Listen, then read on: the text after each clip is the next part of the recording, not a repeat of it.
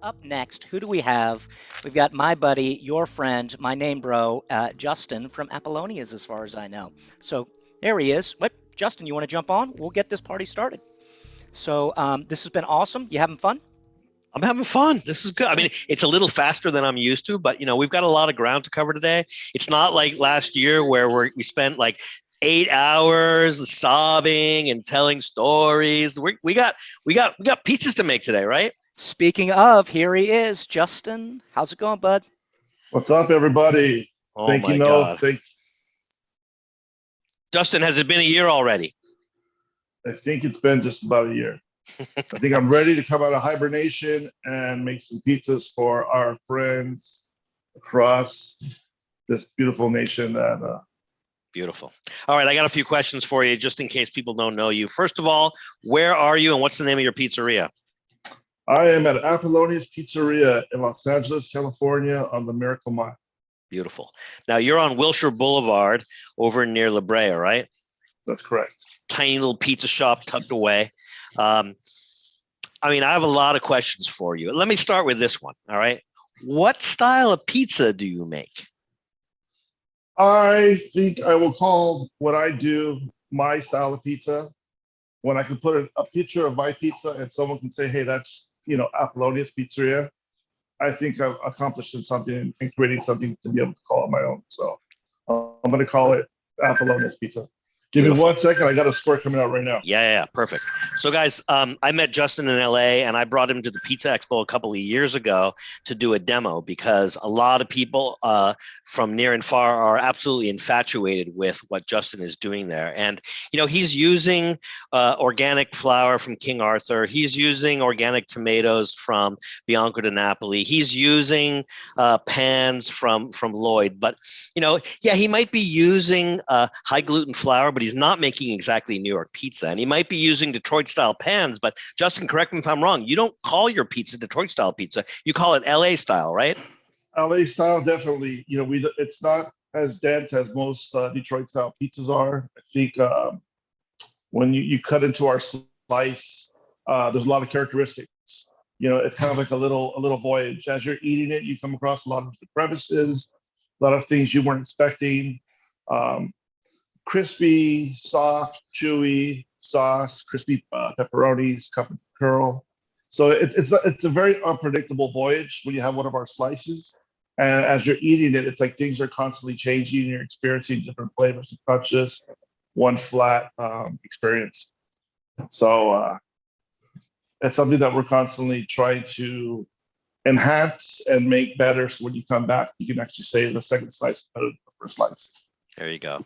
Well, a lot of people say, oh, have you had the square pie at Justin's? And I always say, yeah, have you had the round pie? Because that 20-inch pie is so thin and so crispy, so perfectly topped.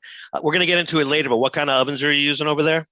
We've got Montague large ovens, big bad boys. How many decks do you have total? 4 total decks. And just out of curiosity, what temperature do you run those decks at? Anywhere from 550 to 625.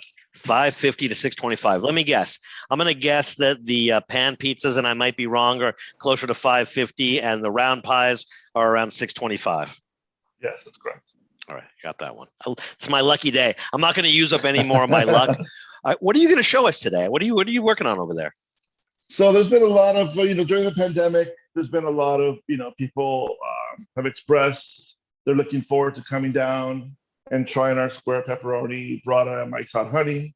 So I figured I'd finish one off today, and hopefully it brings everyone a little bit closer to wanting to come down and check it out for themselves. Yeah. So when we were talking yesterday, you were saying that one of the things that you've changed in this year is that you're trying to concentrate on what it is that you do well, right?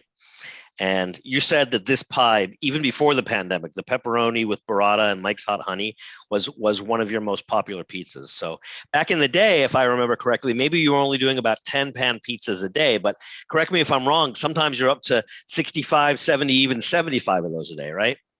Yeah, during the pandemic, we got really busy. We weren't ready for it. Sometimes an influencer could post something and it'd be a weekday and you just think it'd be another slow day. and you get a curveball, and all bets were off, and you were just trying to stay afloat with putting out as many prizes as we could with a short weekday staff. So we do what we can. We're small. We can't do as much as we'd like to, but we're doing our best. Awesome. Well, I love what you do. I appreciate that. Thank you. So what should we do now? Are you gonna? So you already have a pie that you've baked, and what'd you do? What were all those timers going off? Yeah, actually, I just had a pie. I know we're a little short with time, so I just wanted to get a running start. I do have a square. I don't know if you can see it actually.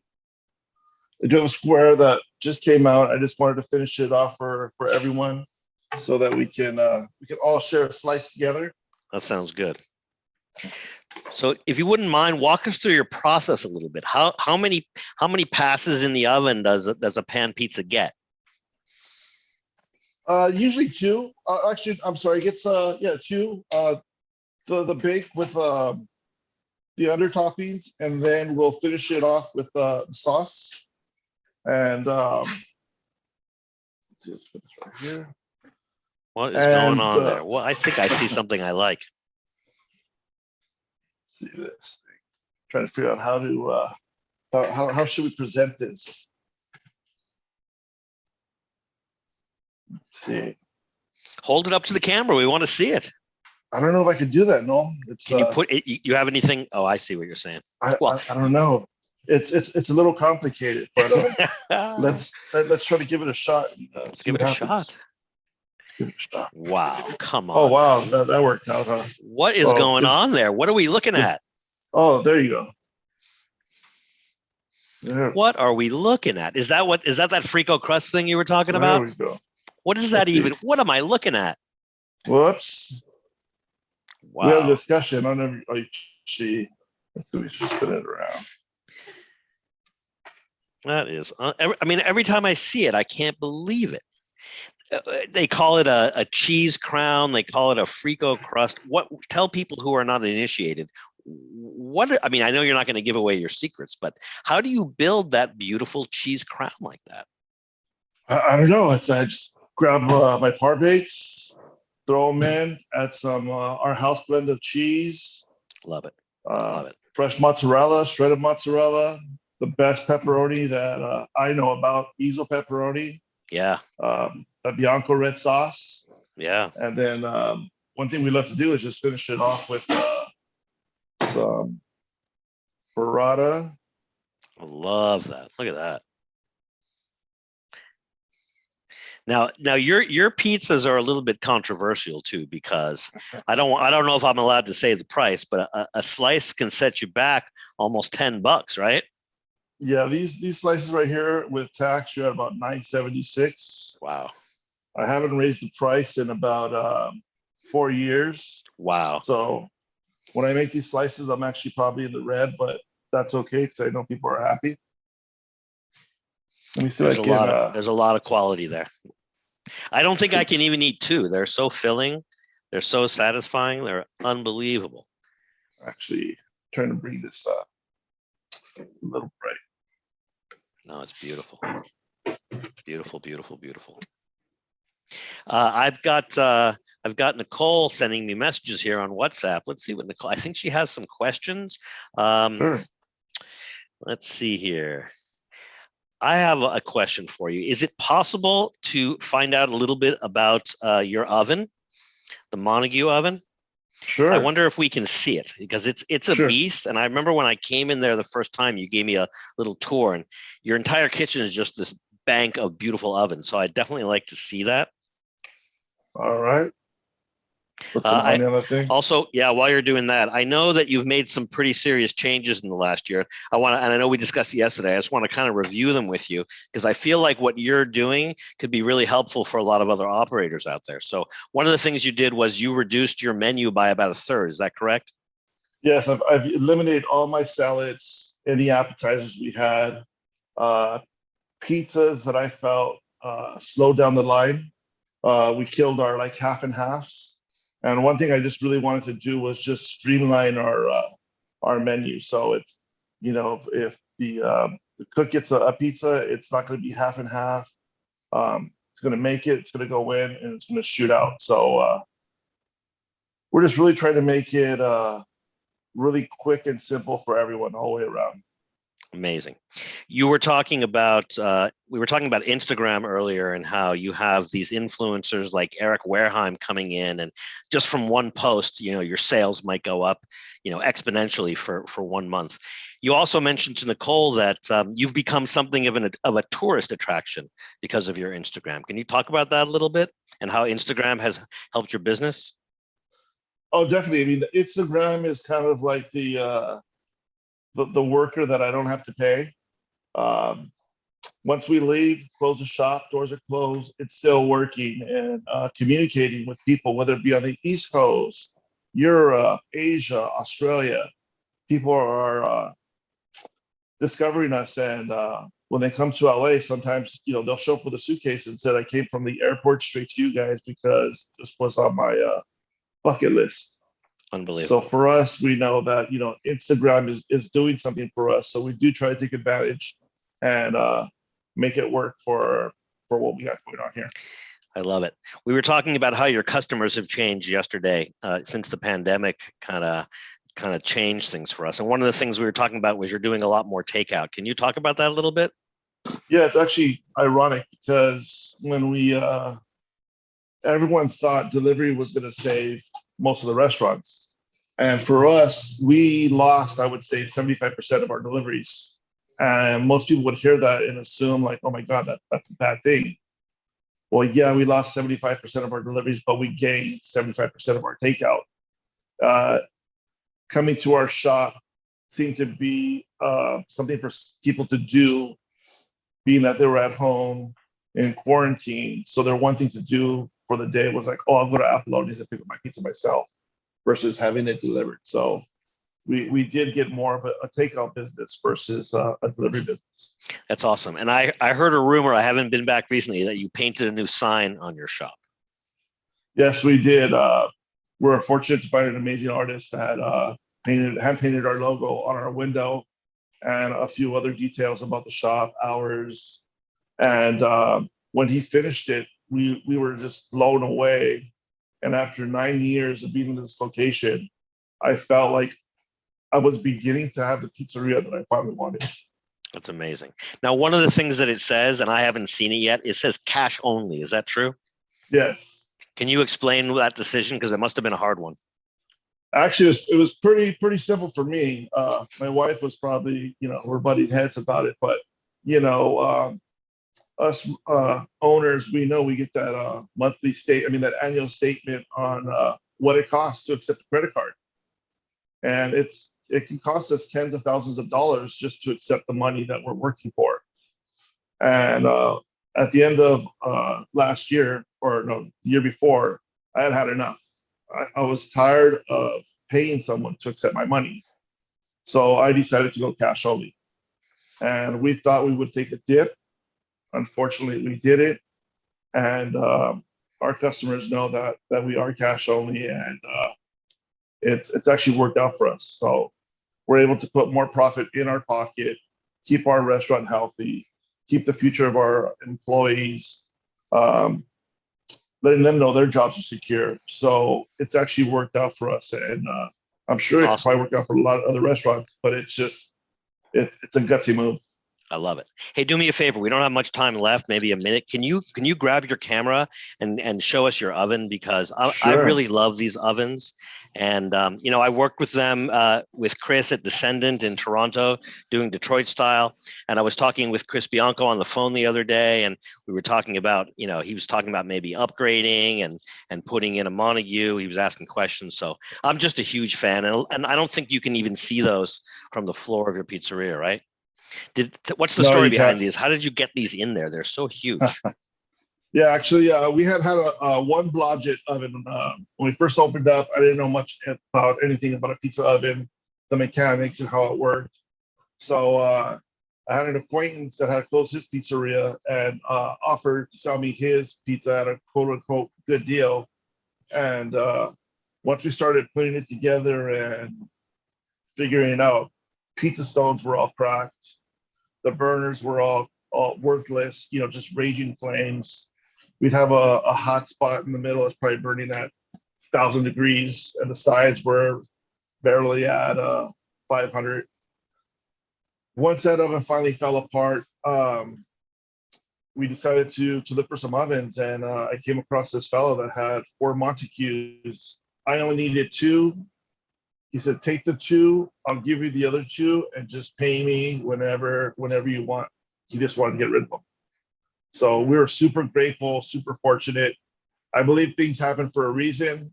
That happened for a reason, because had that not happened, I probably wouldn't have had these beautiful ovens. Great story. I love it. Can you, would you mind opening up the door? I want to kind of see, for people who haven't seen. Wow. How high is that deck, would you say? I would say maybe a little under 5 feet. And no, but I'm sorry. From the what is the distance from the stones to the top of the deck inside of the oven? Oh, from here to here? Yeah, it's not very high, is it? About 10 inches. Wow, it's beautiful. And do you find that you get a really intense bake from that? Oh yeah, it's perfect. And the burners are on the bottom, so you don't have any top heat like with an electric oven. It's all bottom heat, huh? Yeah, but I don't think we need it. I don't think you need it either. When I worked for Chris at Descendant, I was there for about 2 weeks in 2019. I was amazed that he could have a full restaurant and a full rail of takeouts. Sometimes he'd have probably 16 Detroits in one deck, and he only had 2 decks. He often didn't even use the second. Yeah, it's crazy sometimes. Like, sometimes you're like, it's so busy, but we're just using this one oven, and everything's just coming out so fast. And like, you need more people to cut and take them away than what's spitting out, because they don't lose heat. It's not like, oh, I was cooking at 6 minutes, now I'm at 13 minutes. It's taking forever. It's just constant 6, at most 6.5 minutes for us. So they're in and out. Beautiful. Now, do you find, how's the refresh rate? Like, if you drop a pie, it bakes for 6 minutes or so. Can you use that spot again quickly, or do you have to kind of rotate? I definitely rotate. I mean, if I use the same spot over and over and over, it's going to die. So, but I can use the same oven. So if I go front, back, or middle on the same side, I got 3 spots: front, back, or middle. It works out perfect. Do me a favor, open that deck again. I kind of want to see how you do it. I know I've got you for another 10 minutes or so, and I really want to enjoy it. So how many, you do 20-inch pies. How many pizzas can you get? How many pies can you get inside of one oven? We do 3 at a time. If I went any more, it would burn out. So I would either go like to me, I personally say that the best pizzas are the first ones that come out. Oven's nice and hot, everything's nice and beautiful. Gold. To me, like, when I want my pizzas, I always ask for golden brown. I want them golden brown.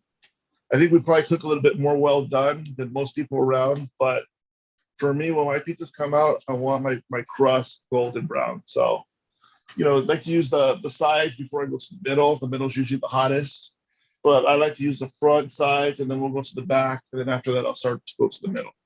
Got it. So, one of the things that I've noticed with a lot of my clients is that I feel like you always need at least one more deck than you think you do, because you fill up a deck and then you fill up another deck and then you pull the pizzas out of the first deck, and you got to give that deck a little bit of time to heat up again. And so, how do you think you would have done with only 2 decks? Are you happy you got the other 2? Actually, the bottom deck is just purely for slices. So we do whole pies on top, slices and squares on the bottom. It's just a lot easier to work at eye level versus on the lower level for whole pies for us. Yeah, got it. So we do our whole pies left and right, and I do my squares on the bottom and then slices on one side. And what about the other 2 ovens? The other 2 ovens we use for whole pies as well, and squares. Beautiful. Awesome. Well, this has been super fun. I still have some questions for you, so I hope you're going to stick around for a little bit. Sure, one of the things we were talking about yesterday was that you've transitioned your tomatoes. You went from non-organic to organic. Can you tell us about that decision? Yeah, one thing I'm always, since day one, I want to be better tomorrow. I want to be better today. So we've crossed over to the all organic Bianco tomatoes on our squares and our rounds. Actually, our squares, use Bianco, and then we also do use another organic tomato just to give it a little more meat on that thicker square slice. But we're in the transition of going to all organic in terms of flour and sauce.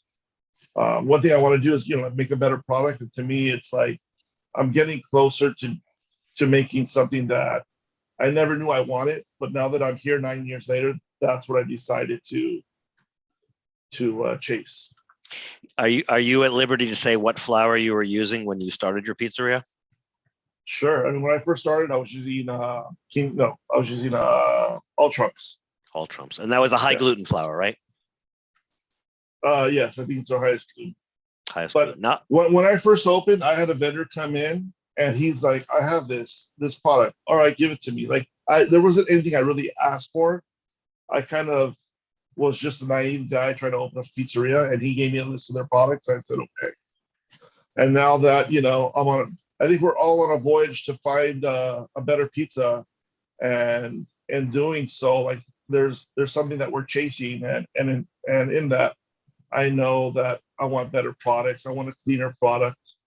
I just want to do the best that I can. So at night when I sleep, I know that I did my best, and it wasn't necessarily about throwing out a crappy product and just making a profit. Love it. Two things, and then we're gonna transition to the next guest. Can I get you to go back and cut that slice that we were talking about? Sure. And while you're doing that, we were talking about this yesterday too. Are you using yeast? Are you using sourdough? Are you using a combo? Talk to us a little bit about that decision and where you're at with it. To me, just depending on what time I'm going to cut, what time I have free time to cut, or someone can cut. It's how much, if I'm going to use yeast, how much yeast.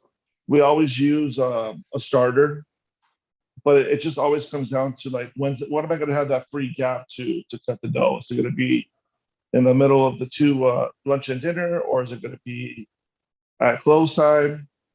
Or do I make dough at night and cut it 12 hours later because that's the only time I can? It's when I can do it, or when someone can get to it. So are you saying that when you're using yeast, your fermentation schedule becomes a little more predictable? I think everything's somewhat predictable. It's just a matter of time. Got it. Like if I say, okay, I close tonight at 8 o'clock and I should be cutting by 8:30, and at 8:30 we still have 15, 20 tickets. I know I'm going an hour and a half past I was planning. So, things change, but it doesn't really change very much. Do you notice that when you use sourdough, the window of opportunity kind of widens for when you can cut your dough, when you can use your dough balls and make them into pizzas when you bring them out? I know if I use yeast only, I get a longer window. If I use my sourdough, I get a shorter window. Gotcha. Interesting. But I'm always looking at the balance of, if I want to cut in 5 hours, I'm going to definitely need some yeast. If I'm going to cut in 12 hours, I may use a pinch or not use it at all. Love it. Love it. That reminds me a little bit of our friend at Razza Pizza in Jersey City. He at any given time he has 2 or 3 different doughs going. Some of them are yeasted, some of them are sourdough. He uses a variety of different methods and techniques and recipes. So I'm actually fascinated by that. So what do you got there, Justin? I'm going to cut this square pie up.